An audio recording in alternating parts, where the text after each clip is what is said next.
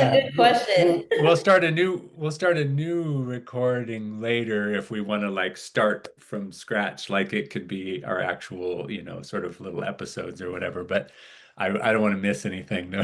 Yeah. Yeah, no, that's good. That's good. So yeah, like nothing is a limit and everything is a limit. And maybe they're opposite ends, or maybe what's the Come Ouroboros back saying? around to the That same they come thing. back around to the same thing, right? The snake biting its own tail. It's like nothing is like the negative X direction, and everything is like the positive X direction. So nothing is like negative infinity, and everything is infinity. Uh-huh. Uh-huh.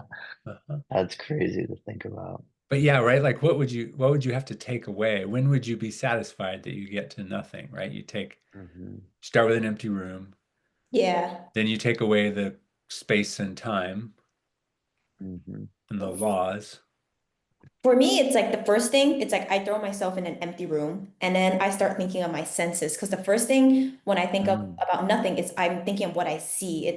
I don't, I see a wall now that I'm in an empty room. So if I took out the wall, it's just pitch black. Now I took away my vision, but I'm sort of still seeing black. So what can I hear now? Even silence, you can hear the sound of silence. So like, how do Hmm. you take that away? You Yeah, yeah, completely yeah, yeah, strip yeah. away all your senses, your feeling, your touch. How even feeling my own body, that feels like that's nothing. I am something. Right, right. Yeah. So I mean, actually, so two things. One is, have you seen the movie Coda? No. Mm-mm. It's about a singer a high school girl who loves to sing, but her whole family is deaf except for her. Okay. Well, And so the reason I thought of it though is they do a really good job of portraying in the movie like well, I guess I don't really know that they do a good job of portraying it because I'm not deaf, so I can't really say, but right. it gives me a powerful experience. How's that? Hmm. Hmm. Okay. When they're trying to recreate what the experience would be like if you were deaf, because so the girl is singing in a concert and her family's there. And obviously, it's really weird for them because they can't hear. All they can do is look around and see how everybody's reacting to her singing and so on. Hmm. But they're part of the movie. They go for, I don't know, maybe a whole minute. Like it's a pretty long time for the movie, where they just make the soundtrack silent so that you're Well, experiencing the concert as if you Yeah. hear anything. And hmm. anyway, I think that's really powerful to just try to. Kind of puts you in that environment without you putting yourself in that environment. When you're Hmm. watching something, you're paying attention and then boom, no sound. I could only imagine, yeah, that being an experience in itself. Like that's difficult. I'm appreciative to be able to hear, but it's Hmm. imagine without that, you have all these heightened senses too, right? To other things. Right. Like what else do you notice if you, Yeah. right? Hmm. Yeah. It's funny that you bring up um, silence being something because in the book series I'm reading, it's called the Kingslayer Chronicles or Okay. Kingkiller Chronicles. And I'm on the second book now, but the first book also does this.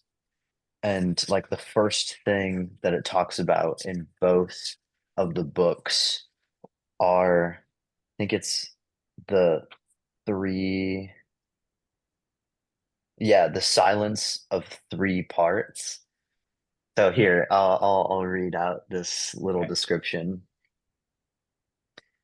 Dawn was coming. The Waystone Inn lay in silence, and it was a silence of three parts. The most obvious part was a vast, echoing quiet made by things that were lacking. If there had been a storm, raindrops would have tapped and pattered against the trellis vines behind the inn. Thunder would have muttered and rumbled and chased the silence down the road like fallen autumn leaves. If there had been travelers stirring in their rooms, they would have stretched and grumbled the silence away like fraying, half-forgotten dreams. If there had been music, but no, of course there was no music. In fact, there were none of these things, and so the silence remained. Hmm. Um, wait,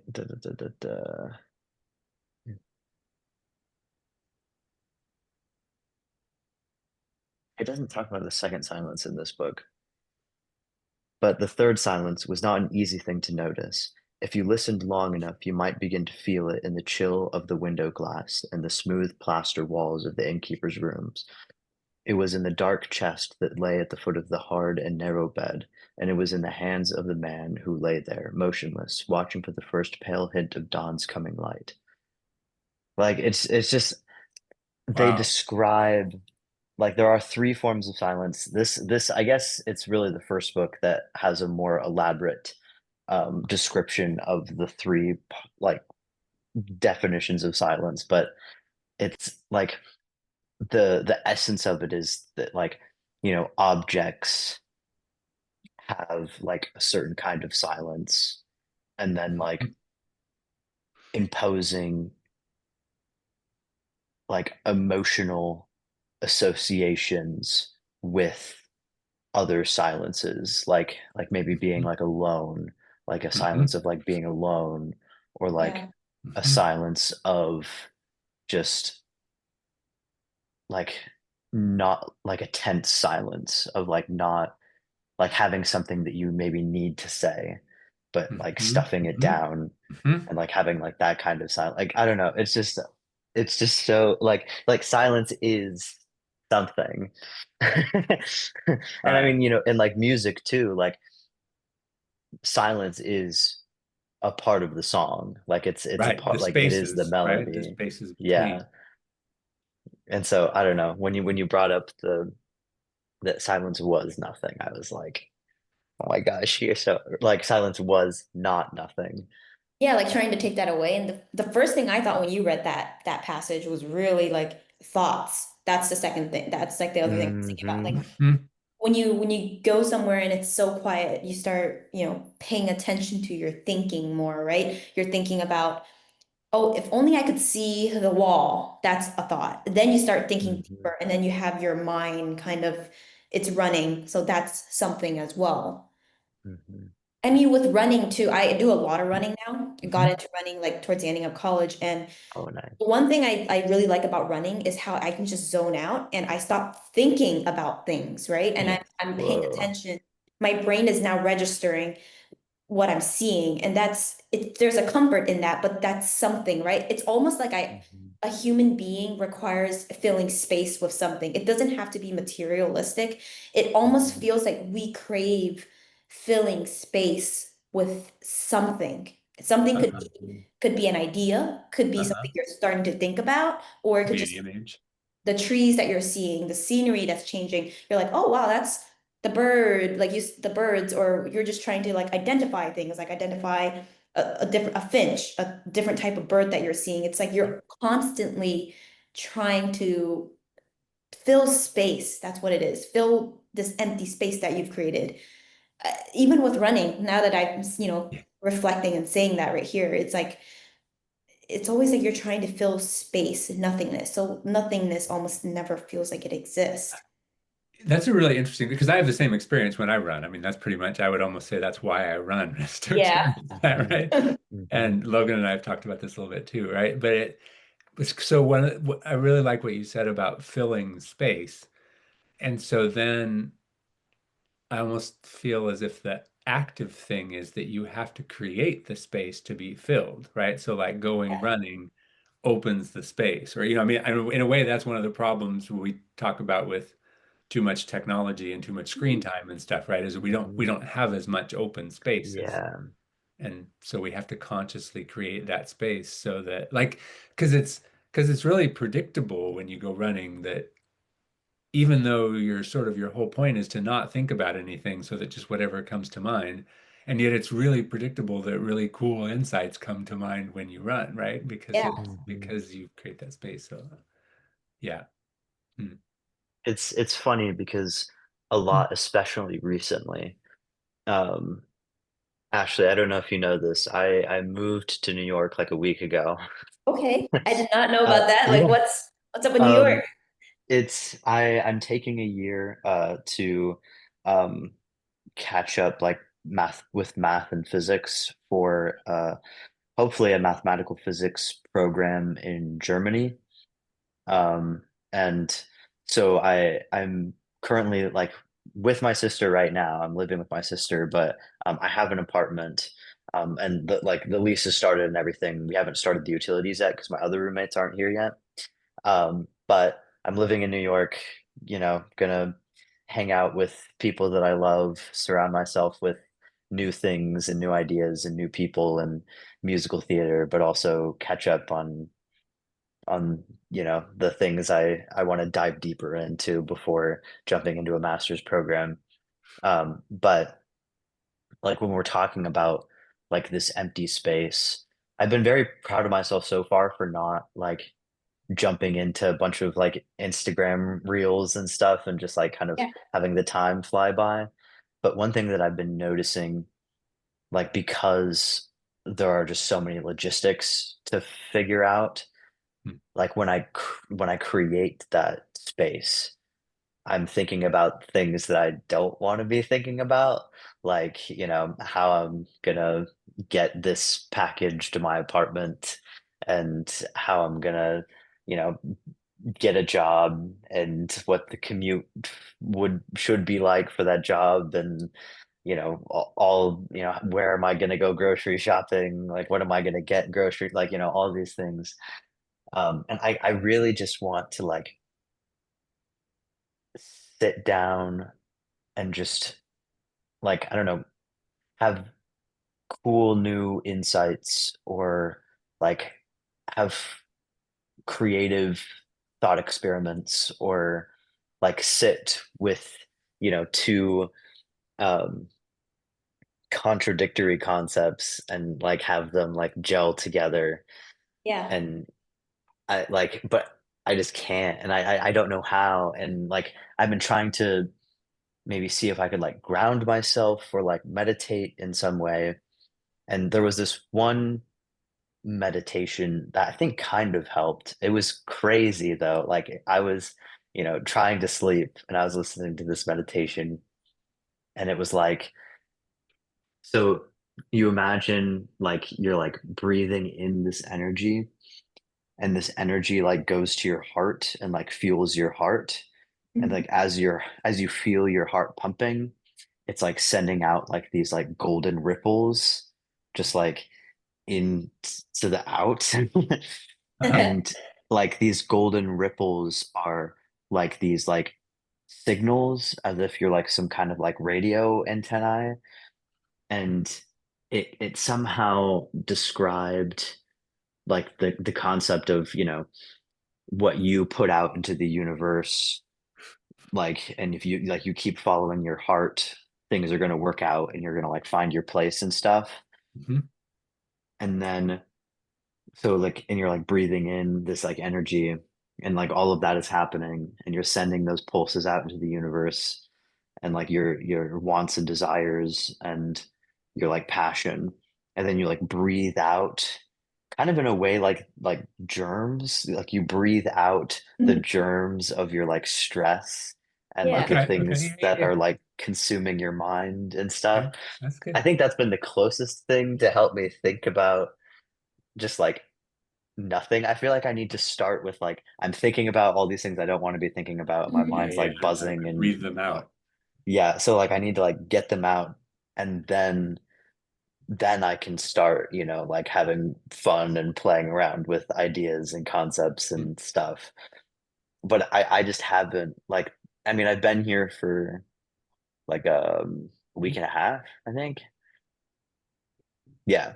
I've been here for like a week and a half and I've still yet to find that space. And Mm. hopefully like over time as things become Yeah. like more structured and Yeah. um stuff that'll happen easier. But I think less of your brain power will be trying to figure out how to function day to day, and yeah, will be available true. for other things, you know?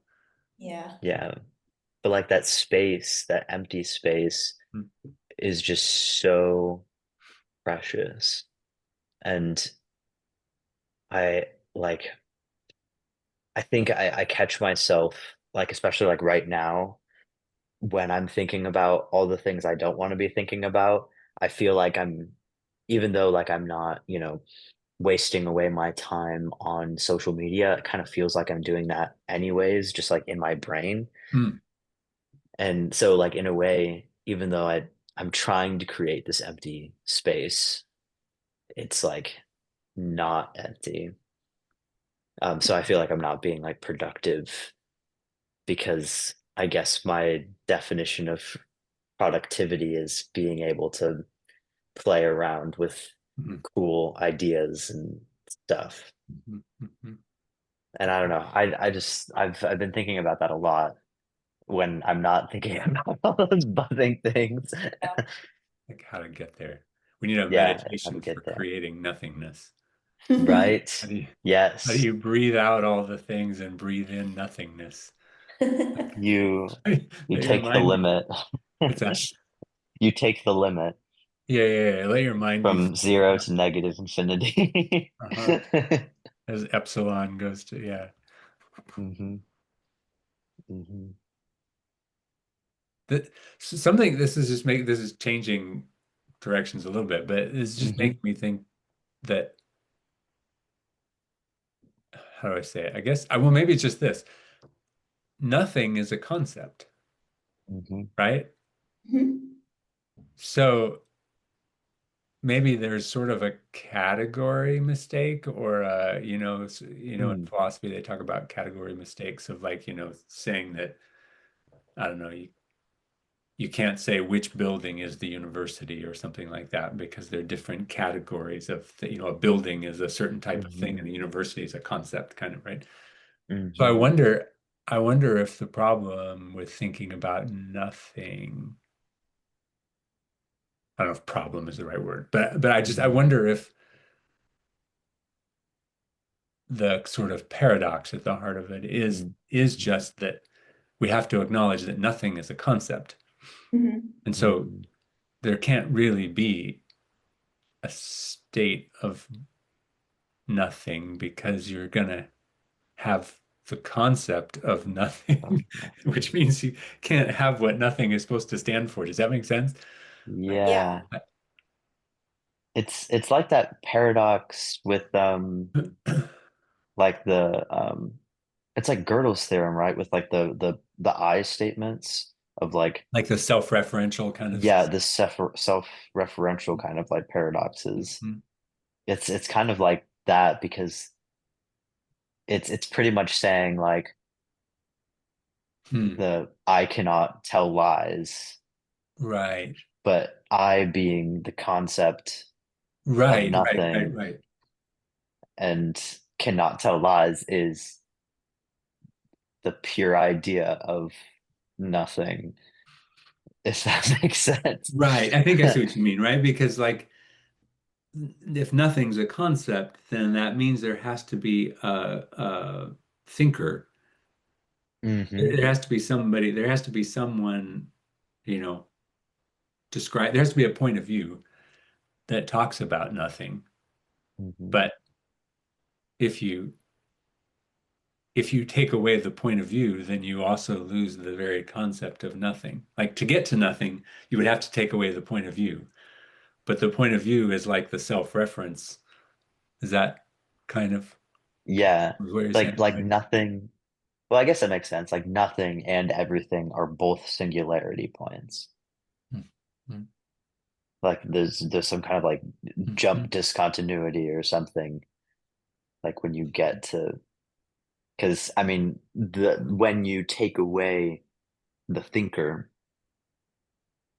then you also take away the concept, and you can't do Mhm. that. So Maybe. this brings up, sorry, Ashley, were you going to say something? I didn't want to No, interrupt. Okay. I was just listening. Okay. Well, so this is, like one of the big questions that people like to ask is why is there something rather than nothing? Or Mhm. another version of it is how did something come into being out of nothing?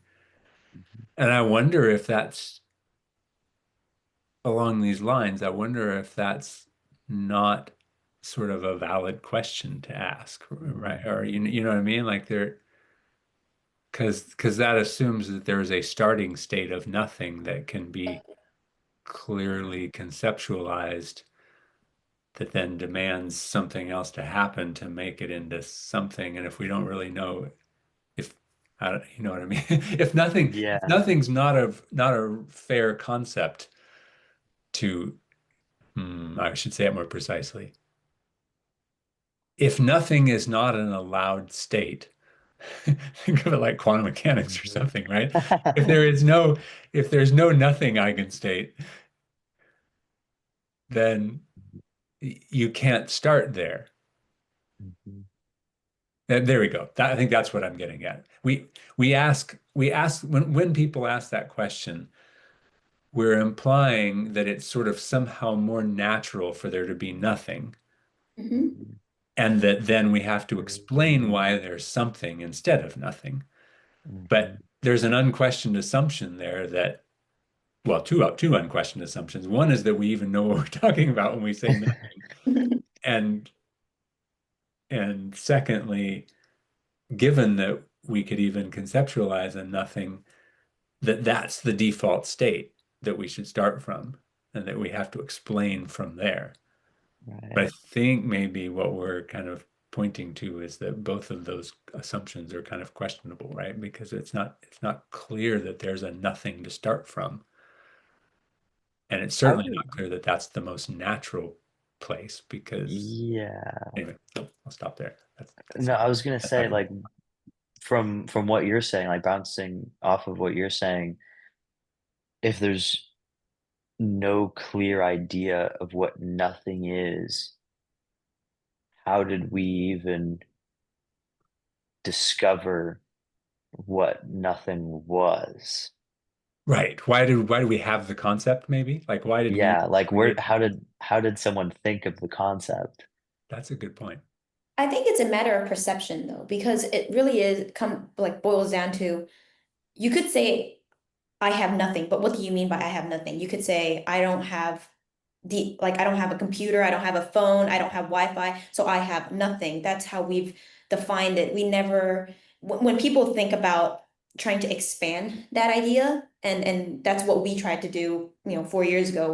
We that was the first question we asked, and we said, what is nothing? And then it was really fun to kind of go into and dig into like figuring out what nothing would look like. But I think that's it's all perception, it's all concepts, it's all Mhm, something we're trying to we're trying to ask questions and we're trying to figure out ways to answer them. But the matter of figuring out ways to answer it is exactly filling that space with something in Mhm. itself. And then when we try to ask that question and we think about it deeply, we try to take away things. That was how we started this call was mhm, Mhm. what do you imagine when you're seeing nothing? I said an empty room. You said infinity, and then mhm, start to just strip things away from it. And then, I started thinking about our thoughts and, mhm, what it means for me to try to get to as close to as nothing as possible. Maybe Mhm. it's just a matter of there's comfort in being able to say, I can strip away things in my life to make it as close to nothing as possible, but to make it so that there is completely nothing is impossible. I Mhm. only can strip away as much as I can. And as you're doing that, you become more observant, like with Mhm. everything surrounding you and the people around you, you start noticing things more. I guess that's a little crazy. You start noticing things more when you're trying to strip away things. Uh-huh. But Uh-huh. you think a You little do, right. deeper about certain ideas, right? It goes to like the whole I really love running, but it's like it's me trying to clear my head. But what I'm really doing is I'm trying to clear my head of the things that I do not want to think about. But Right. I'm trying to refill my brain with the things I care about that I really deeply want to care about. And that's the trees, the stuff that will help me ground myself and just take a breather and just take a break from life because life can get so stressful when Right. I'm just mhm, stuck in a moment. And that's me stripping away and mhm, refilling it with things that are more valuable to Ooh, me. that's really good. I like that a lot. mhm, Same thing with mhm, if you look at my apartment right now, I have very minimal things. I have a thing about not wanting too many things. Mhm. Me too. It's weird. It's like people come to my house and or the apartment. They're like, "You have like that's all you have? That's all the clothes you have?" And I'm like, "That's all I need. That's all." And it's not that I'm being so frugal. It's Yeah, yeah, yeah. I am frugal. I won't deny that. But I will say that it's also the fact of having so much stuff that I don't need is not what is not the lifestyle I want. And I think that is how I kind of go about my life with everything else at work. When I get so consumed with concepts, with, things that kind of bother me, that stress me out. And then I go on a run because I'm like, I just need to toss this into the dumpster and refill my brain with something more Right. pleasing for myself. Right. With trees and With air trees, and with air, with sunshine. things that Yeah. are less demanding of me and more just Yeah. be yourself. Oh. And so I really do think that when I think about nothing, it actually helps me take a step back from life. Like Mhm. this conversation right now, it's like Mhm. I was over there like at the computer, looking through stuff and, looking at chats from work. And it's like, okay, it's a weekend. That's the thing, being tied to work. And it's like now I'm like having this conversation is it's so much more, it's like refilling my brain with something more, not saying work it's not worthwhile, but being overly consumed with things is what I've noticed myself kind of Mhm. constantly doing. I'm always overconsumed with school. And then once I graduated, I became overconsumed with wanting to learn everything at work. And how much is enough? And that kind of just goes with the whole nothingness really just helps me refill my brain with something more acceptable in my head, like something more less stressful. And I Something more don't think that, satisfying, yeah, maybe, or something yeah. like And I that. don't think that nothing really truly exists. I think there's always something, but when we try to strip away nothing, maybe that's the question there. It's what are you trying to get rid of and why? It's not Mm. when you ask what is nothing, you're trying to maybe you really truly are thinking about something deeply. But for me, I think it's just what can I get rid of that can fill my own self with something more Right. valuable. That's not, I'm not saying the things that stress me out is not valuable, but sometimes I do want to run away from that. Maybe Right. you're asking yourself, what can I fill my time with to make it worthwhile and not so Yeah. constantly overly consuming? Because we're always at a race for the next thing, right? Like people say, don't get caught up in the rat race. And I'm like, oh, I'm caught up in the rat race. And now I gotta uncaught my like catch up with that, right? And it's very hard for, people who constantly want more in certain aspects of their life. Like I want more stuff like in my brain. I want to absorb, like it's like a sponge and I just want to absorb. And I can't keep doing that without, slowing down and just take a moment to calm down. And maybe that really truly is what asking myself what nothing is. So, Yeah, that's really yeah. good. I That. wonder, I mean, that speaks a lot to what Logan was saying too, right? About the like trying to clear things out of your brain so Mhm. that you Yeah. can focus on what matters, right? Because I mean, I guess that's Mhm. sort of ultimately what we're thinking about is what do we care about? What Mhm. matters to us? And for those of us who are all sort of high achievers, right? We're sort of used to doing what matters by accomplishing something or filling our brains with knowledge or so it's an interesting thing to think about, like what's the phrase that pops into my mind is sometimes the less I try to look at, the more I can see, Mhm. right? Because Mm. because if I'm too scattered by too many details, then I can't see the essence of things. But of course, if I don't have anything, then I can't see anything.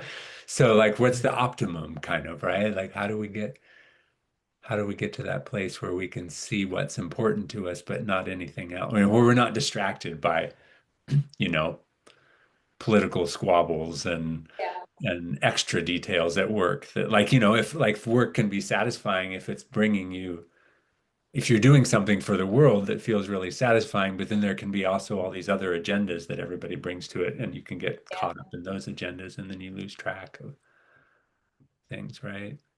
Yeah, and, like, I wonder, so, like, the concept of, like, flow state, right? Where Mm. you're, like, so focused on something that like, that you're hyper fixating on that one thing, and you're just like, that's all that your mind is thinking about.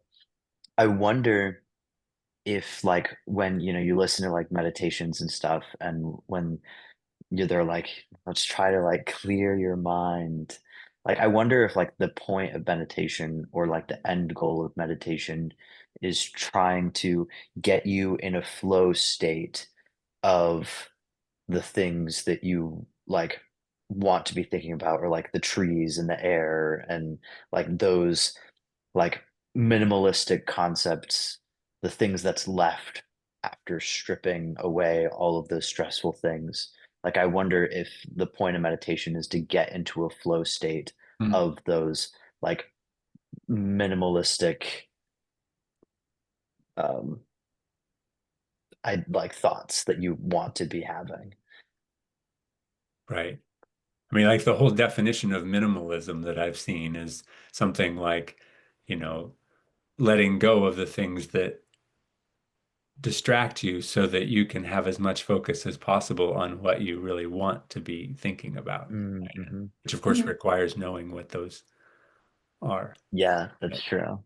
That's true. but like Ashley was saying, right, about like if we're clear on the more clear we can get on what we want to be aware of and thinking about, then maybe the easier it becomes to clear away the things that aren't part of that, maybe. The other thing that I think about when I think of like stripping away things, from my head slowly to kind of get to it, like a net zero or like a nothing, Mhm. is production.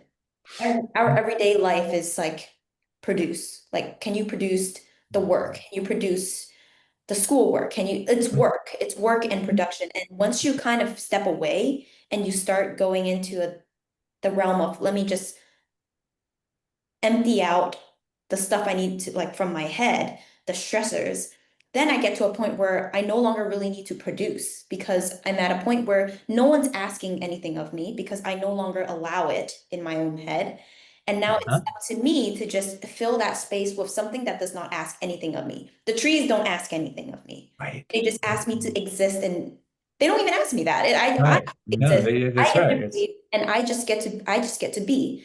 And I think all of us at one point probably do want to get to a point where we can just exist without being asked of anything. Hmm. Mhm. But it's also this constant demand of if I can produce, I feel satisfied with myself for today. I go home and I'm like, wow, I finished that program, that coding, whatever. I troubleshot that one thing at work, and this is great. Or I washed the dishes. Where Logan, you figured out how you're going to get your packages to your apartment, and Todd has Mhm. figured out all his ways of his lesson plans for the next Right. year after Right. Got my sabbatical. syllabus written or whatever. Yeah, it's all done. I produce something, so it feels like I feel accomplished from that. And why don't we feel a sense of accomplishment when we just don't do anything? And when we just don't ask ourselves to produce something? It's because of like I feel like society Yeah, has it's made our it that culture. way for us. Yeah. And I think that's why some of us who finally get to a point where we start realizing producing, thinking of nothing, thinking of trying to clear that out and just reflect and just become so like carefree in a way with life, Hmm. the things it has to ask. I've met a few people like that, but it's rare. It's very like rare. It's usually people in their retirement phase. They're like, Uh-huh. I'm loving life. I'm enjoying life. And it's sunny today. It's rainy. I don't care. I'm outside. It's great.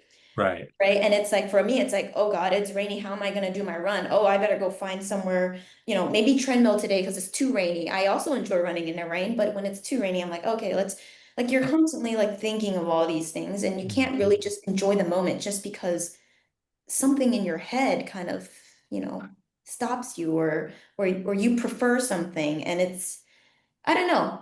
With running or with my other hobbies, even cooking, like, I'm producing something. And sometimes even with Mhm. your hobbies, you can become so caught up with it too.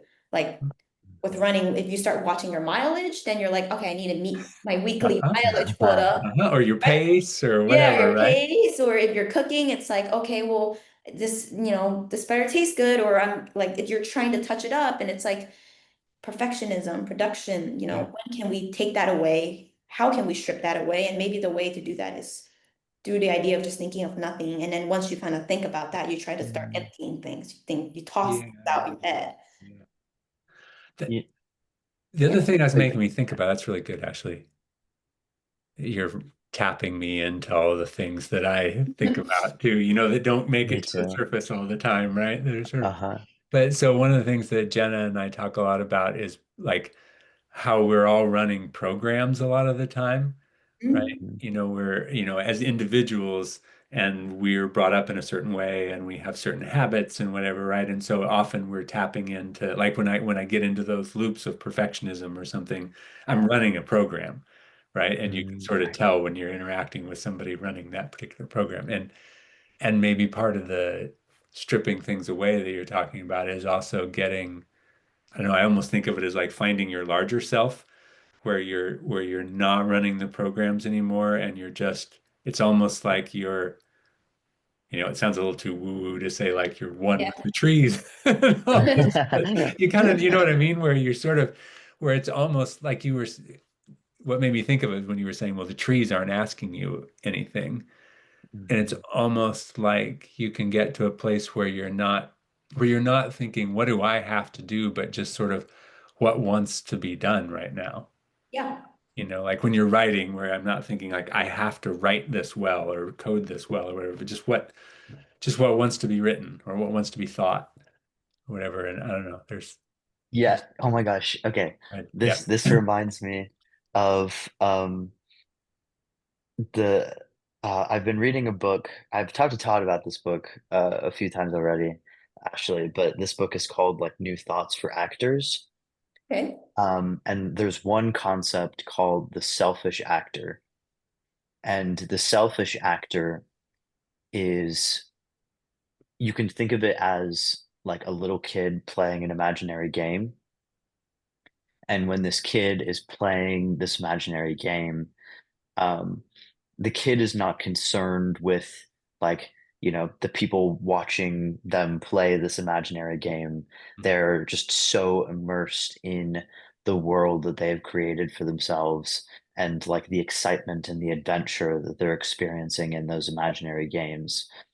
And it's called the selfish actor because like as an actor and you're on stage, like one would think like, oh, I'm going to contort my face in a way to make it look like I'm sad so the audience knows that I'm sad. That's just like actor. But if you're a selfish actor, you tap into that little kid playing imaginary game, like what it was like to play an imaginary game as a little kid, and you are genuinely experiencing those emotions in the world that you've constructed for yourself and letting the audience feel those genuine emotions as well because they are watching them happen on you. Whereas like if you're like contorting your face, like it's gonna come across as needy because you're contorting your face to please the audience instead of pleasing yourself. But like when we were talking about like this, need to make the quota, and like if you, start recording your pace when you're running, or like when you start cooking, those like expectations and like ego thoughts start seeping in when you start incorporating like other people into the equation. Like if you're Mhm. like cooking, right, and you're like, oh, this better taste good, like you you're probably like, I mean, at least this when I'm cooking, like those thoughts happen when I'm cooking for other people as well. And like I cook like my one of my I feel like one of my love languages just is cooking for other people. Mhm. And so like I'm just like, this really needs to taste good because I really like this person and I want them to know that I really like them by making them feel really good by eating this really tasty thing. Or like with like running and like setting a pace, like there has to be some form of comparison to determine whether or not that pace is good. So you're like comparing it to other people and you're in corporate, like you're kind of in a way connecting yourself back into society and back into like satisfying other people's like needs and expectations, but how are you supposed to know what those needs and expectations are because you are the one that constructs them? So like there's like this vulture or like eagle on your shoulder that's like squawking these like I'm never gonna be able to get rid of societal that image now. All right. there's like vulture on your shoulder like squawking these like, that's not a good enough pace, that's not a good enough pace, or you try your dish and you're like, that doesn't taste good enough, they're not going to like Yeah. that, like all of those like extra things that we are trying to strip away to reach that nothing or to reach that minimalist like baseline of like how you want to feel in life, what thoughts you want to experience in life. And I think like really what your definition of productive or like being productive in life is, like what you want to spend your time thinking about, what you want to spend your time like doing, like the minimalist thoughts that you're left with when you strip away everything are what your heart and your values deem as um I had that ending line right there and then the word flew out of my brain. What was I? Uh What you're your heart left. needs is. Yeah, like you're left, your heart and your values are left. Oh yeah, with your definition of productivity. Mhm. I mean, expectation comes into play too when it comes to productivity. Mhm. What, like Mhm. what you kind of brought up was opinions of others, how they see certain things, right? It plays a role in your expectations on yourself. If you're like a Mhm. perfectionist, like I am on certain aspects of my life, Mhm. I would say it's an expectation you put on yourself. It's, I have to complete this, and this today because that makes me feel productive. But then it's an expectation I put on myself. Then when I take a step back and I start stripping away things, that expectation slowly dissipates, it goes away. And then I'm left with just being satisfied with what I have, right? I really do think expectations of other Mhm. people or of your own self really does impact, you know, how Mhm. you perceive productivity. Because you Mhm. expect a certain thing from yourself, right? I don't know how we got on this topic with nothingness though. Maybe it was just the idea of how nothingness gets me here and it's Yeah, comfort. yeah, Yeah, it's funny. I wonder if we can like take a second to reflect on what we what our definitions of productivity are, like Mhm. of what those things that help us live seamlessly and easily and the things that make us happy, like those base things. If we can craft a definition of productivity that incorporates those, maybe we can lighten the intensity of expectation by just merely redefining what right. productivity is to us. Yeah, or success or something. I don't know. Yeah. Maybe productivity is the right Mhm, word, but some definition of how do we know when we're in the state we want to be in, mhm. right? Because Yeah. on a related note, I was just thinking about like as I was listening to this lovely, both of you talking about like where you would like to be and then all the things that the expectations and the, the vultures Squatting. that are now going to give me nightmares that that stop us from that. And the thought just floated through my mind of, well, what exactly prevents me from just saying go away to all of those things, right? I mean, what like I mean, I sort of know, but like trying to really drill into like, okay, what is it? What's the state that I want to be in? And why can't I just choose that all the time? Yeah. Like, Yeah, Yeah. why do we desire sometimes, most of the times, probably hard parts of life? Why do we put so much pressure on ourselves? right. The word productivity is scary to me because it's produce. I'm supposed to produce something. Someone's Mhm, asking me of mhm. something. Yeah. And I think I'm at a stage in my life where I don't like being asked to do something. I want to decide on my own. I've always been someone Uh-huh. who's you ask and I do, you ask and I do. And I'm like, at this point in my life, I started realizing I don't like being asked what to do. Like I don't like being asked. Like I've always my mom told me to do the dishes. I'd go and do the dishes. But now that I'm living on my own, I'm like, I don't like being asked what to do. And I think, reducing that for me helps. Like, Mm. reducing the expectations, reducing, taking that away or stripping that away. I'm not saying like, oh, it was, so horrible of my parents to ask me to do the dishes or the chores, but it was, this constant state of being asked to do things. And then finally, when that slowly kind of strips away, then you start asking yourself to do something because it's from your learned experiences, right? And then you think about productivity, you're asking yourself to produce. You put that pressure on yourself, and now you're forced to produce because you force yourself to. And it's scary because it's why? Like when Yeah. you ask that question, it's why is there that one side of my brain that makes me like, why am I so geared towards that side? Why am I not geared towards the sides of relaxation? Mhm. And you only kind of get that when you have your own side hobbies that don't ask you to produce much. I mean, even with running though, I will say it asks you to, you're running, its impact on your physical well-being, like your Mhm. body, right? Mhm. Mhm. You're producing something in that sense, but you're also not really probably producing something in a different realm. And maybe that preference and that ability to get to that state is really something valuable for me, but I don't know what it is for everyone, right? And when do you get to that point in your life where you stop asking yourself so much of something? Because I would say I still ask myself of a lot of things, like in my personal life, but I also try to no longer like I've started deviating from that because Mhm. I had my whole realization last year. I read this book, I forgot what it was called. It was like I forgot something. I shared it to Jenna a I while. think you said it to Jenna, right? Because Yeah, it she was shared it like with me. it was Yeah, such a good book. I know the one you're talking about I because want this we, book. Wait. No, it was such a good book. A friend from work told me about it because I just could not stop. Like, I was obsessed with work, like to the point that it was work all the time. And it's because it's not to say that I don't like the work I do. I really love it. And I think that was my problem. It's addiction to learning, that aspect doesn't Mhm. help yeah, too much sometimes. It was like something about yeah, the I job. might be able to find. Well, Jenna will have it, but we talked about it a lot actually because Yeah.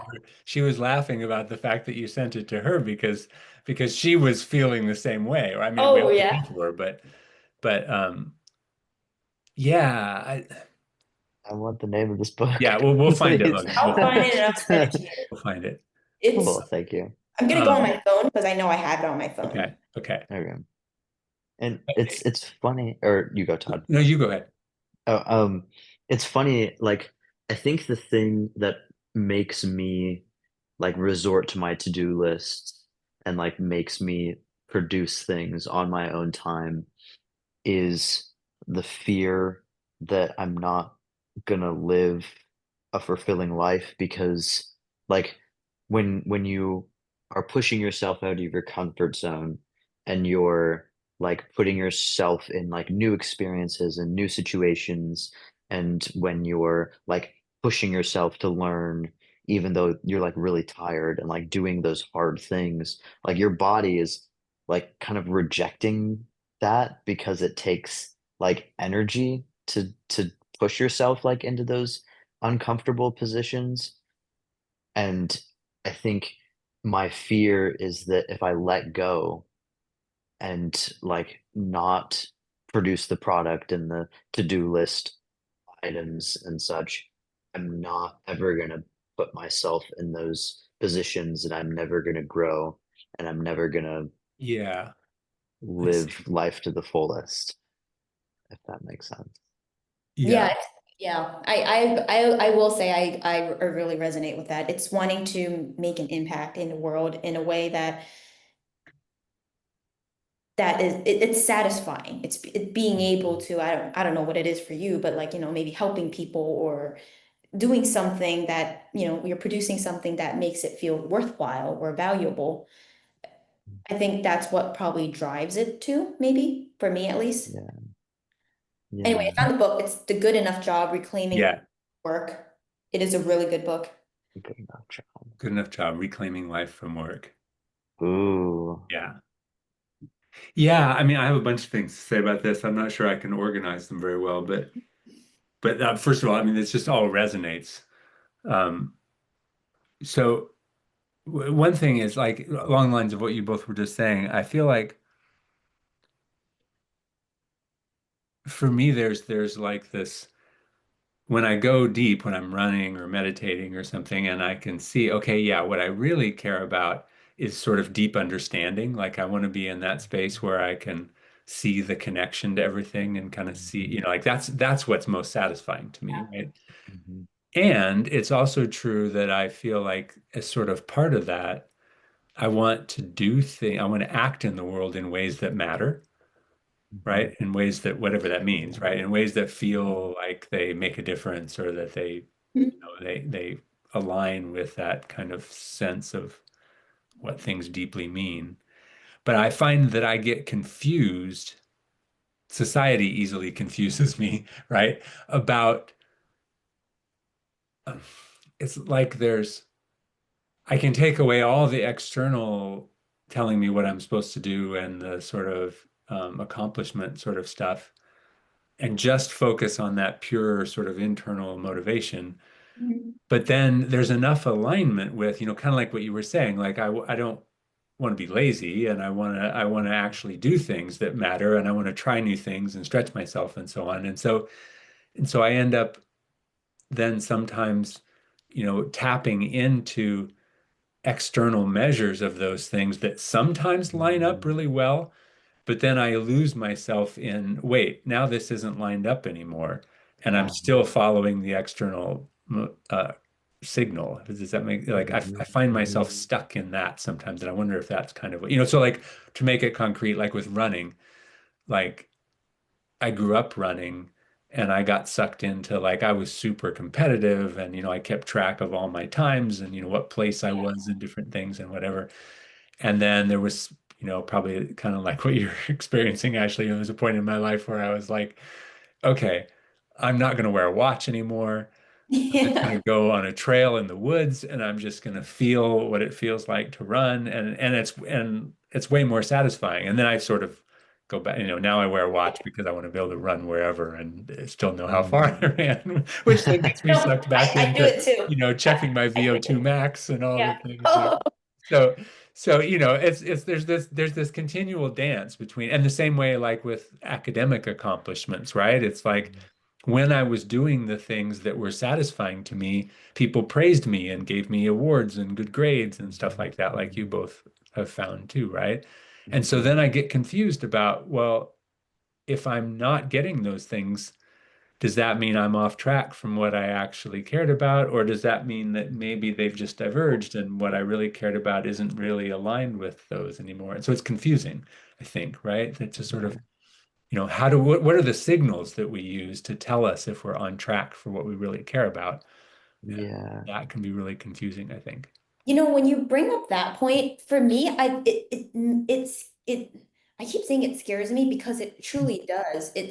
I don't know what part of in my brain at least causes me to be so driven in certain aspects of my life. Why am I so driven to running? Why am I so driven in school, right? E- Like when people look at it, for me, it was when you talk about accomplishments, right? Getting rewards, getting certain things, the school environment does that to you. Hmm? It gives you rewards for your outstanding behavior in school. Right. And with a lack of that, people will probably not take school as seriously because there's not that reward system there. But I will say, oddly for me, like even in high school, I remember they gave out these awards and stuff, and I didn't go to a single one of them, like to take it, right? To receive it. Mhm. And it wasn't a Mhm. self-humbling act. It was, I could care less about this item you're Mhm. about to hand me, right? So like they had these award ceremonies and whatnot. They send your parents a letter. My parents don't know English well, so I would grab the paper and I would just toss it to the side, be like, okay. And I would just toss it aside. Huh? It wasn't even a sense of achievement in school. It was this weird desire, this obsession with learning that caused me to continuously be propelled towards it.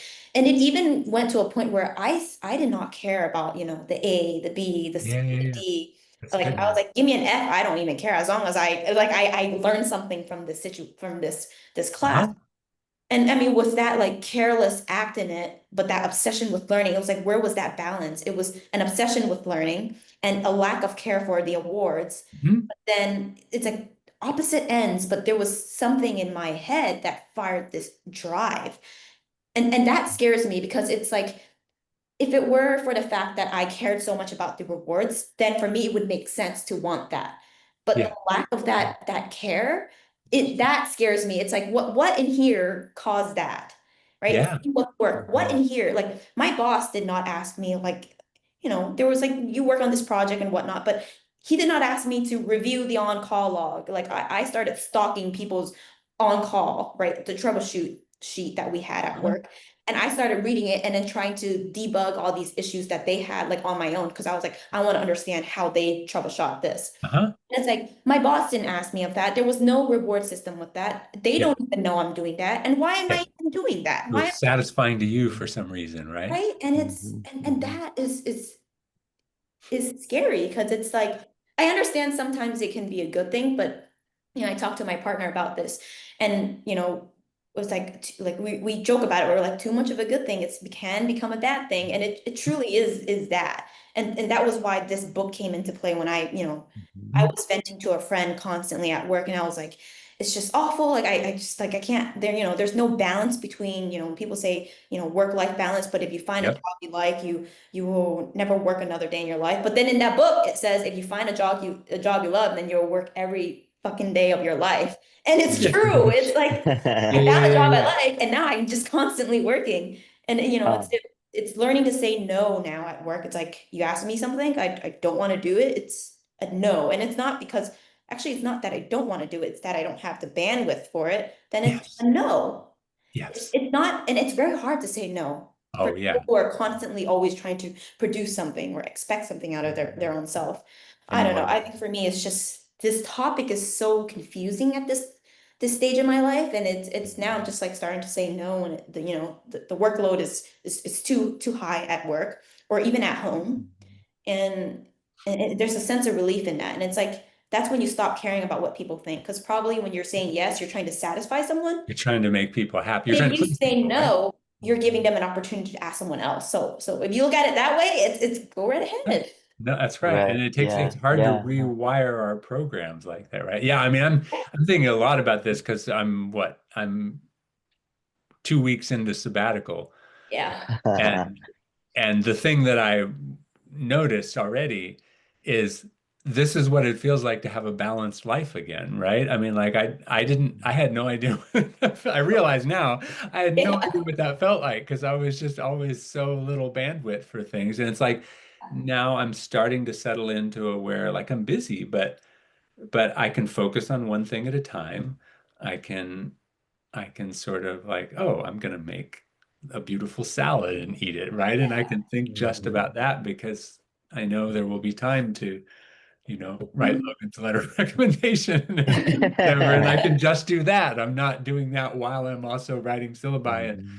so there's something really powerful. Two things. One is there's something really powerful about how much nicer life feels when you have that balance where somehow your motivation is mostly internal, I think, right? Yeah. Like what you were sort of pointing out, where you get to decide from some bigger place, like where do you want to direct your energy in each moment? And yeah, and you're not just buffeted around by all the details of all the things. And I don't know. Anyway, so somehow it is possible, I think, to find a balance, but there are a lot of things that seem to make that hard. And work, no matter what area you work in, I think there's something about the nature of employment, places of employment that Mhm. it'll always ask for more, and you have to sort of be Yeah. constantly vigilant to not get sucked in. I don't know. Yeah, I have a it's question. like Go ahead. Oh, sorry. oh, I was gonna say was that it's like you when you don't have those like external demands, you're just following like what your heart is telling you to do. Mhm. Right. And like Riley said, you get to rediscover your free will, right? Logan's partner, Riley. Yes, yeah, no, yeah, yeah. You actually get to, because it gets drowned out and you can't hear what your heart wants to do if there's too many demands on you, I think. Mhm. Mhm. Anyways, sorry, Ashley, you were gonna ask a I question. was gonna ask the both of you if you experienced what you described, Todd, just now about starting your sabbatical and that freedom in time. Time Huh? is and things are not being asked of you so much. Did you guys experience that during COVID, or was it different for you? Because what you just said, I experienced that during the COVID shutdown. It was the best years of my life if I was not looking at, politics, the news. It truly was the best years of my life because the ask was not really there. I mean, professors were trying to figure it out. Like, it took like a few months to figure out how to, do everything online. Students were laid back. They're like, oh, their professors are figuring that out. We are just, getting by, and some teachers are not even asking us to do homework, and I can study on my own. I remember that time I spent reading books about, outer space. I remember reading textbooks for fun. I remember reading anything I wanted, annotating books on my own free will, and then that freedom to garden, and it was just this space and time that was so nice. And I wonder if you both experienced it or if it wasn't like that.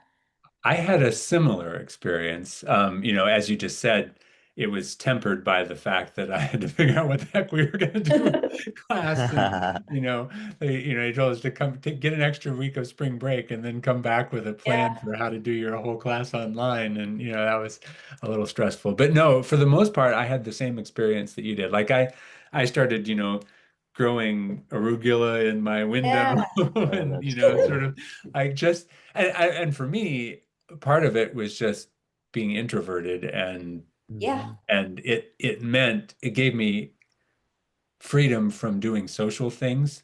And Mhm. so I had a lot more quiet alone time, and that I craved that at the time, like I wasn't getting nearly enough of it. So it was sort of like this, oh yay, I can just sit and read and write Yeah. and be alone more. I Yeah. think for So I had a similar for experience. Good. sorry. I think for me, it was like that a little bit, but I think one thing I'm realizing now is that maybe I'm still trying to figure out exactly like what my heart likes to do and wants to do.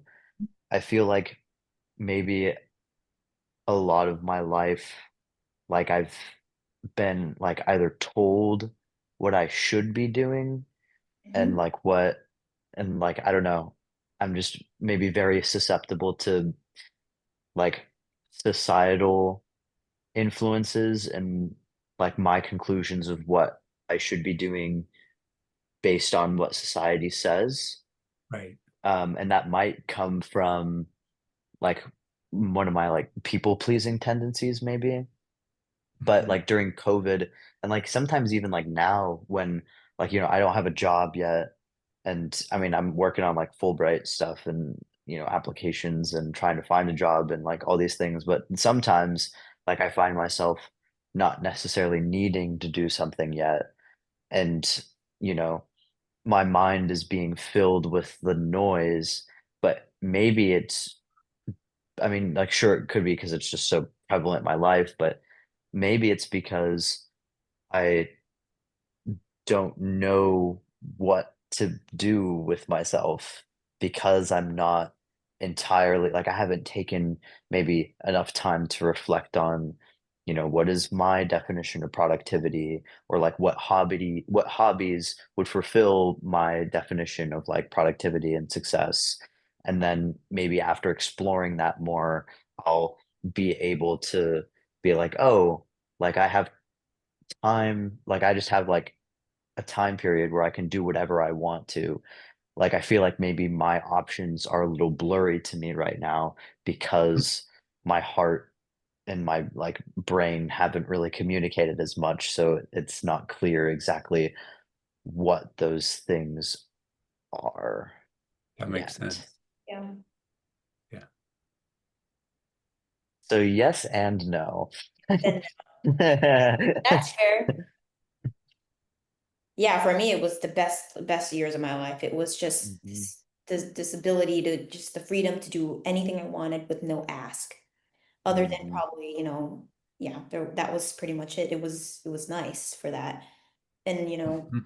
being able to peel yourself away from that when you're kind of caught in that, it's in the rush of life and the rat race and all that, I think it's hard, but when you're able to do it, it's very important, I think, mhm, because for me, it's a desk job, right? I'm just sitting at the computer and it's just, typing away or, programming or whatever it is or troubleshooting, but really just peeling yourself away from that is really important, I think. And that's something I've only realized recently. And then when I think back to COVID, it was like that was what it gave me. Teachers were not asking me to take exams, so I didn't have to study to study. I only could because I was told to study. I studied because I wanted to. Mhm. The want was there, right? And it was that desire and being able to fulfill that on my own time. And no one's rushing me, no one's asking it of me. I get to decide. That freedom is so nice. But you do still need some structure. I'm not saying, going to school was awful. I did not want to be a part of classroom, but college is fast paced, I will say. You're forced to learn certain lessons within weeks. It's like one week, I remember P-Chem, physical chemistry was one week is this, the next week is this next concept on thermodynamics, the next thing you're at your quantum mechanics, and the next, it's like, whoa, it's like I didn't even get the chance to go a little deeper into this subject that I want, this specific topic. But now I'm rushed into to solving, these these other problems. It's like, these mathematical problems. And it's like, but then COVID gave me just that. It was like, okay, if you want to learn it some more, just do it because no one's going to ask you to take a test and pass. College is so fast paced, it forces you to learn things fast. And unfortunately, if you can't do that, F, right? It's a grade plastered on your paper. And to me, I say grades didn't matter to me because to a certain extent, all that self-studying on the side got me the grade I wanted, right? Got me the grade, like it happened to align. But there were some times when I struggled and I spent hours and hours after school just trying to learn a concept that was so hard to, comprehend. But it was that extra hour spent on that. When I look back to it, it's like that was, if only, you could just make this one course that is so difficult a span of a year just because I asked, right? I said, I really like the subject, so can you please just make it a year and not rush me in it? Because if Yeah. you rushing me in it causes me to just force myself to just get it down so quickly, like shove it down my throat and shove it down my brain and then spit it out at a test. Right. And then I walk away and then I like, God, that was the worst class I've ever taken because it was like shoved down me and then it's like plug and chug, right? And it's like that's not the environment I enjoyed about school. I think what I really like about school is the ability to learn on my own time with Mhm. that space because it forced me to do a lot of after hours of studying, Right. hours and hours, lack of sleep, that impacts your health and stuff, right? Like now I'm starting to pay attention to that sort of stuff. I do pay attention to my health a lot now than I did before. I pay attention to what I eat. I care Mhm. about more of that stuff more. I care about my sleep more. Mhm. In college, I didn't. I care so much. My priority was school. So lack of sleep, no problem. Like this is school. Like I'm prioritizing that. Right. You're just gonna do whatever it takes to Yeah. keep with whatever. I do regret that part of my life in college is Yeah. that overconsumption in that realm of school, Mhm. Mhm. losing sleep throughout those years. And now I'm just like I'm completely, I would not say completely opposite, but I would say I pay more attention to the things that matter to me truly. I Mhm. still do a lot of learning on my own, but it's on my own time. It's not Mhm. some demand from someone. That feels like that's a Unfortunately, whole other topic of, Yeah. we could, how would we structure school so How that would we structure? well, just enough structure to, to provide the structure, but Yeah. but to leave us freedom to enjoy what we're learning and really delve into things that matter and discover our passions, right? Because I think that's a lot of what you're saying. I feel like you have to have space to figure out what you want to go learn about. And if you never have time, then you don't discover that. And you don't learn that muscle sort Yeah. of being able to identify things you want to learn about. Yeah. I do have to leave probably at like 2:15, Yeah, but yeah, yeah, yeah. one thing that I want to say before that is like when I'm looking more at this German school, Hmm. um, University of Tübingen, uh, like, at first the like final examination was horrifying because like you have maybe like 100 points total that you can get from like problem set assignments that you don't necessarily really get much feedback from. If you get like 50 of those points, then you can take the final examination. The final examination is your grade. Like it's not the problem sets that you do at all. It's the final examination at the end of the year, that determines what grade you have in the class. Okay. And I was like, that's horrifying. I'm gonna fail that. But after talking with two alumni, one from Canada, but one from Lewis and Clark College, Uh-huh. um, they were saying that they actually found that they really liked it because like they didn't have the many assignments and deadlines to make them memorize and regurgitate stuff. They had the time where they could explore like the whole landscape themselves and follow their heart in their exploration of the things that they were studying. And in that way, they could obtain a deeper and more intuitive understanding of the content. And by the time that the exam came, they, you know, felt confident because they had a very good knowledge of the landscape. And of course, there is like some direction of like, asking other students who had taken the class, like what questions were on the exam and stuff like that. But not only is it that the final examination, some of them are written, but in the mathematical physics program that I'm looking at specifically, it's an oral examination. So you're just with the professor and with a chalkboard, and the Oh, professor nice. is asking you questions, Yeah, and yeah, you are explaining it to them, and maybe like writing some proofs or something on the board to like, back up what you're saying and stuff like that. And like that, I think that is, I mean, and for other students, like it's not going to work because they need a lot more structure than other yeah. Right. students do. But like, I mean, It's I nice feel to like not be micromanaged. yeah, exactly. And I feel like that's maybe the answer, or at least some variation of a potential answer, or some path toward an answer Yeah, of that's a good point. not having to memorize and being able to follow your heart and the stuff that Yeah. you want to learn. Yeah, yeah. But yeah, Wow. Todd, you sent something in the chat. I What just, was you've seen this, Logan. I showed it to you, but I haven't shown it to Ashley yet. It's Oh just yeah. another book along the same lines called The Success Myth. And it talks Ooh, a lot about this idea of what we think about success and how we define it and stuff. And you might find it interesting. thanks. Well, Logan, you said you had to go like soon, Yes. right? Now-ish. Yes, I do. Okay. Um, Um, there's a dinner thing that I'm invited to yeah. go to. Well, and it's 5:15 there, right? Yes. So it's a We good can we do this example of every how week? time flies when we talk. Yeah. Yes. No, I need this. This was very helpful. Good. This was So awesome. so yeah, you just tell me what,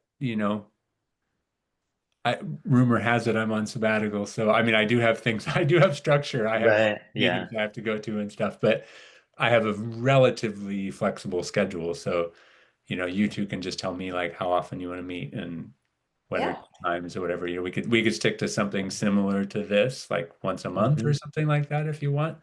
Um, We could even do it like Logan once a says you week. I don't once a week. I mean, yeah, it know. really is often, basically Yeah. just email all when anybody's like time for a meeting and Yeah. Cool. Sounds good. we'll set up the next one and we'll just go from there. This is super fun. I mean, it's helping me already connect to Hmm. like the deep things I want to be connected to. It's good to have a Me reminder. too. I can't wait for the conversation about time. That is I gonna be know. Yes. Well, yeah, we Yes. can we can do this in Non-linear time.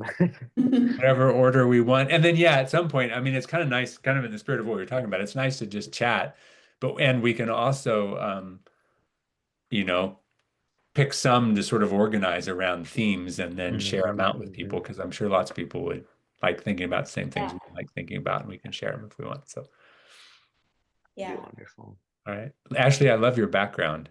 Oh, Yeah. there's a pod at the apartment, like downstairs. So it's Cool. it's got like kind of open Whoa. seating outside. You get your own Okay. rooms. Oh, that's awesome. Whoa. I don't have What? Wi-Fi. I don't pay for Wi-Fi, Wow. so I'm forced to come That's downstairs. great. That's Hmm. great. I love That's that. actually pretty good. Yeah. Yeah. All right. Well, All right. it was Well, awesome yep. reconnecting and talking with you guys. Yeah. I will see you soon I'll because see this you. is awesome. Enjoy your dinner See you Thank later. you. and Bye. bye. And Ashley, you have running, right? Coming up. What are you talking about? You have run club later? Not today. Oh, not today. Okay. When I have run club like every last Sunday Got it. of the month. It's with Arc'teryx, run club in Yay. yeah.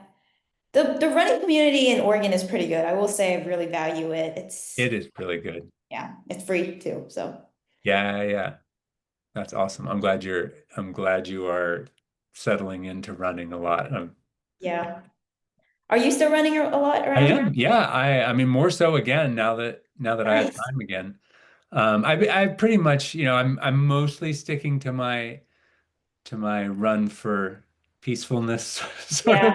So there's some trails nearby here that I like to go run on, and I'm pretty much going like 3-ish miles every other day is pretty much, Yeah. I like bike on alternate days and run alternate days. Yeah. And that seems to have settled into where I get most of the benefits of kind of feeling Mhm. the flow and seems to be low injury risk for now anyway. So, Yeah. how about you? That's You're running quite a bit, right?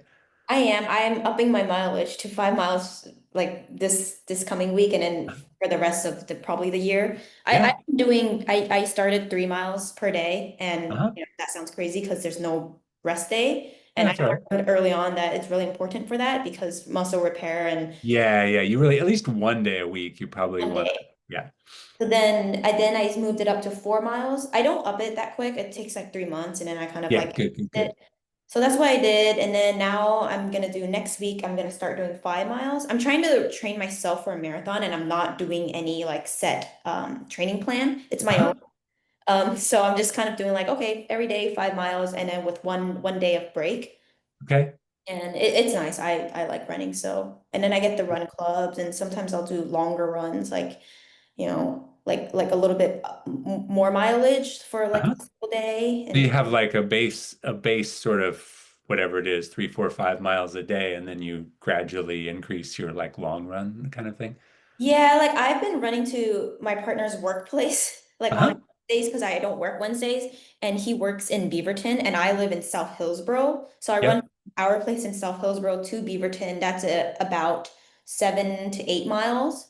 Okay. And then I kind of just like longer runs whenever that happens, like 13 miles or whatever, like once in a while. And Yeah, I yeah, yeah. probably need to start training a little better when it comes to, this marathon. I'm doing the Eugene Marathon Okay, next. I was just gonna ask. Yeah, yeah, yeah. Yeah. That's So it'll be my first like marathon race or whatever. cool. So I need to really train for that because I did my first half earlier this year and Okay, you've done a half marathon I race. done a half and I got like tendonitis because I upped my mileage so quick. I was just gonna say, right? I mean, I Yeah. just read a really good. I have a friend who's a physical therapist who, I just read a really good article about like basically both for weekly mileage and for individual runs, Yeah. 10% is a pretty good rule of thumb. Like that, you basically the injury risk goes way up if you increase either weekly mileage or a single run Yeah. more than 10% from what you've been doing recently. So, Yeah. like if you, That was 3 miles to 13.1, and that was not it. yeah, no, Yeah, that's, it was yeah, just bizarre. It was, yeah. yeah. I finished it within like an hour and like 46 minutes or Okay, something. that's And good. I was like, okay, I was under 2 hours. That was the goal. Yeah. But I learned, Then you got the long term, consequences. consequence for that is, severe tendonitis. And Has then, it recovered now, the tendonitis? yeah, it recovered within like 2 weeks, a Okay, week, that's something good. I like was gonna one and say a you're half. young, you recover fast. Yeah. You can But you can afford to make mistakes about once things. in a while. Yeah, But yeah, no, I learned my lesson, so I'm not gonna do that for the yeah. marathon.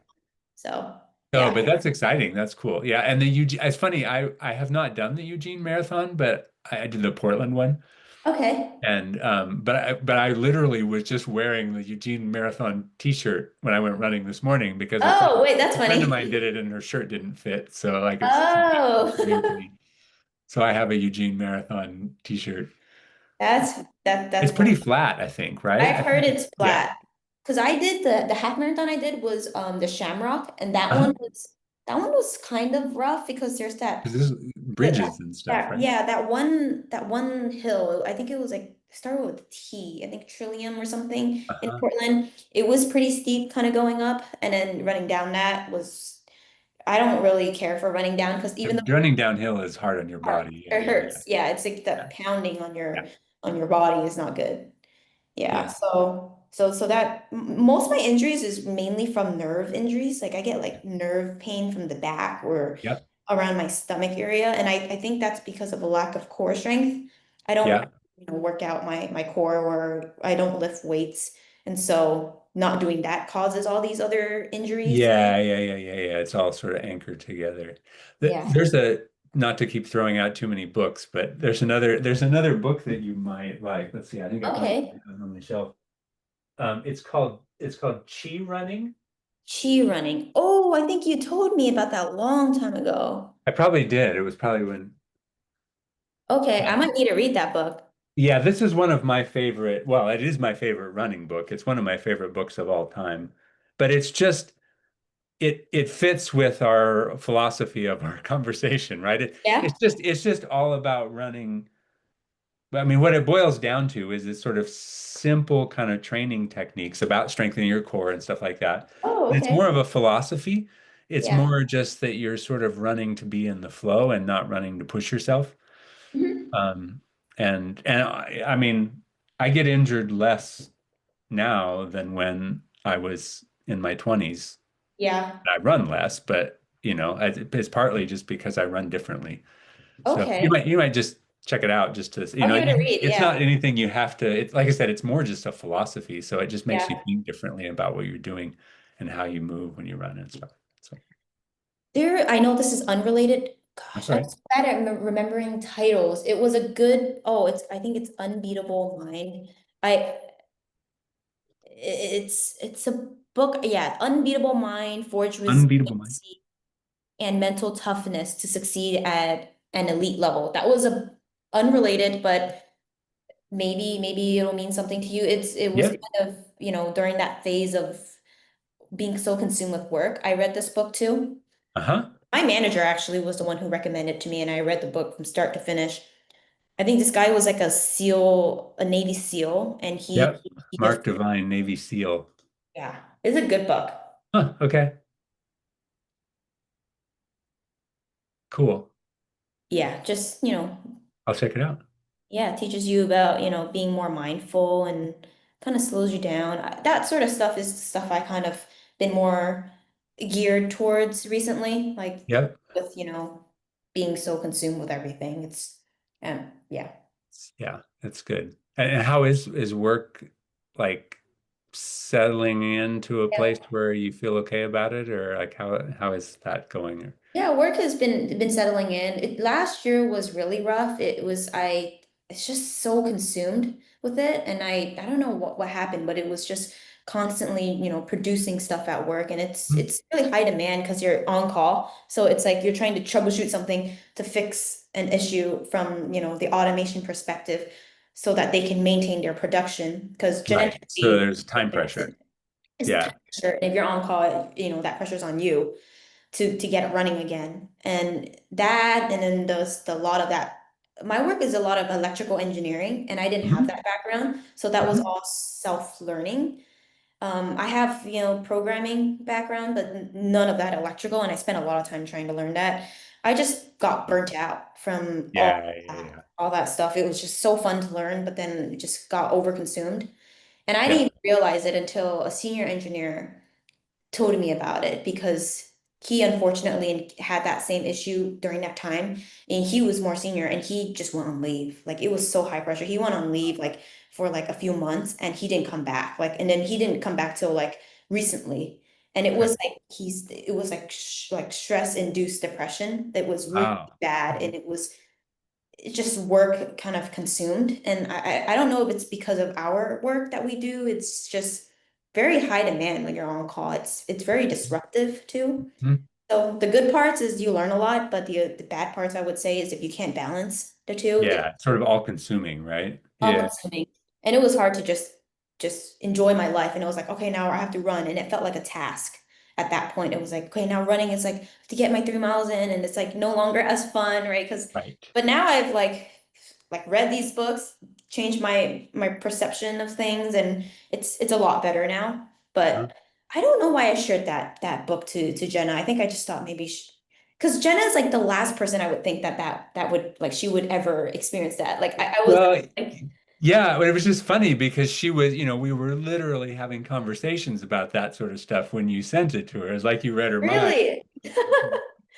I was like, she looks so calm all the time. I'm like, Yeah, there's nothing that bothers her. yeah, Probably she's just going about life. She's yeah. fine. But people thought that way of me too at work. They Exactly. had no idea, and then only one person knew, and it's because he experienced the same thing. And I think Right. it's because we both are introverted, because he says you're a lot like me. It's like you're reserved to a certain extent, but you can kind of tell when someone's too quiet maybe and overconsumed with something. And he just told me, he's like, don't do what I did, because that does not help you. It just it ruins your life by being so consumed or so stressed out all the time. And so Yeah. that helped slow me down. And it was not I'm like glad. he told me that and I was just a snap of finger and I was all fixed. Took a long time to just start to enjoy things again and to not be so consumed with everything.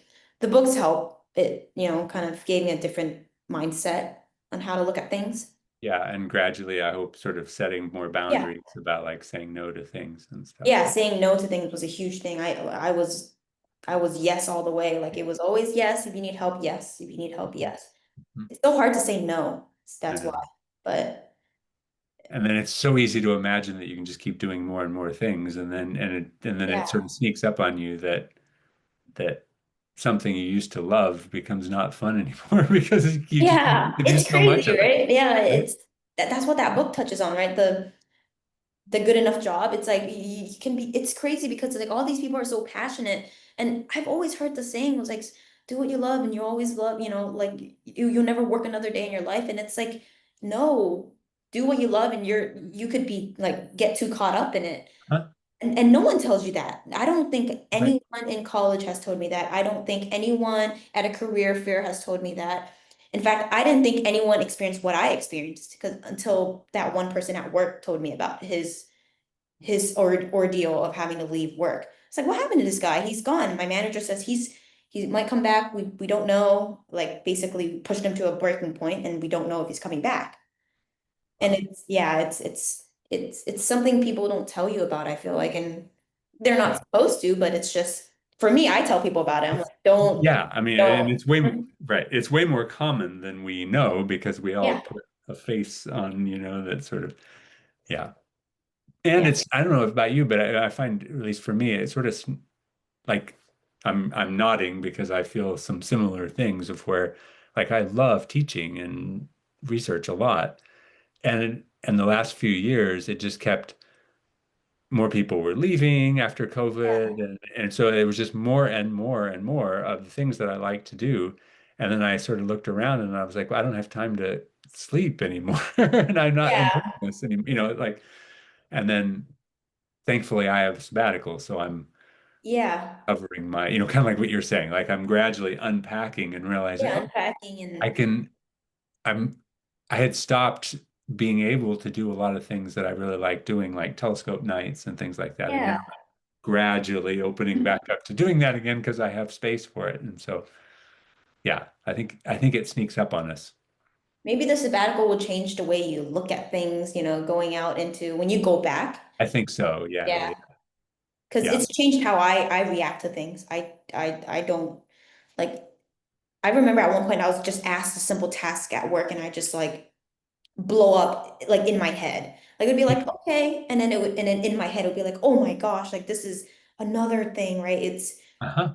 so overwhelming. It's like, gosh, I can't even do a simple thing as take a walk anymore because that's so tedious, or it's I can't enjoy it anymore because I'm just like I could be using this time to do something else. And it's when you get to that phase and that pace with work Mhm, or with mhm. school or with anything that you're passionate about, it's not good.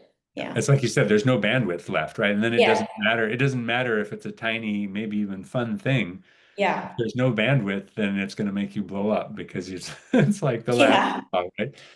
So yeah. Oh, I'm glad that you have. Yeah. And I'm glad you get the sabbatical. Or Me is this too. your first one with This is my Pacific? first one ever. This is my Okay. first experience with it. Yeah.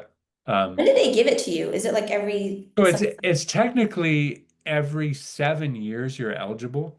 okay. Um, and but a lot of it ends, some people never take them. I mean, because it just depends on whether you can figure out, whether your department can figure out how to cover the classes that, I mean, you sort of Oh, have to work out, like in principle, you are eligible for it, but trying to figure out how it yeah. can actually happen is its own whole thing. So yeah, so finally things aligned this year. And also I was feeling by last year, I was like, I have to take a sabbatical. Yeah. I'm gonna leave. So it's sort of, yeah. Yeah.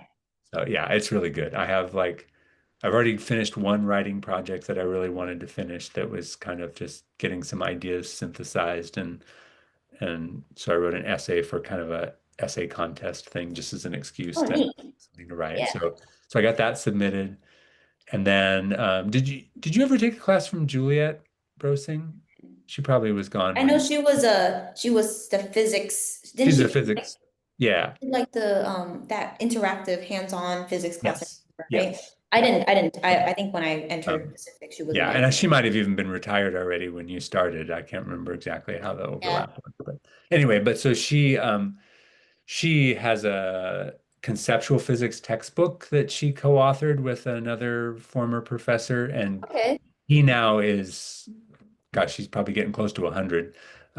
So he doesn't want to work on it anymore. And Oh, Juliet asked me to be the new co-author on this book because we're working on a new edition.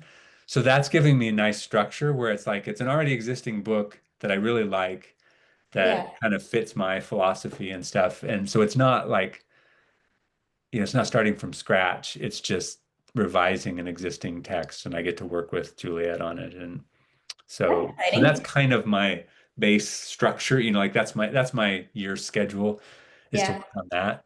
And then I just have various other little, I'm doing lots of telescope nights for different Yeah. nonprofits around the area and stuff like that. And working with Yeah. Logan on stuff. Logan and I are writing a paper. So yeah, it's just like I can start to feel like you were saying, I can start to feel like each task feels joyful again because I Yeah. can I can settle into each thing and then not have it all blur together. So yeah, and I'm gonna go home and visit my family in Iowa for a while, my parents and my sister. So yeah, just sort of a nice mix of things. Mhm. So I'm hoping I'll be and I'm, planning some new ideas for classes. So hopefully I will have energy again when I Yeah, when you get back. next year. So yeah, it's good. That's good. Well, I'm glad you're doing good and you Yeah, have me too. a nice set Same for plan. you. Yep. Yeah. All right. So maybe I'll just we can how about have a default of sort of once a month-ish, and then if you Yeah. or Logan or me want one more often or whatever, then we'll just email each other and say, hey, time to chat. Yeah, sounds good. Okay. Yeah. All right. Thanks, Have, Todd. yeah, have a good run today if you go Check running you later. out. All right. See you later. Thank you. Bye. Bye.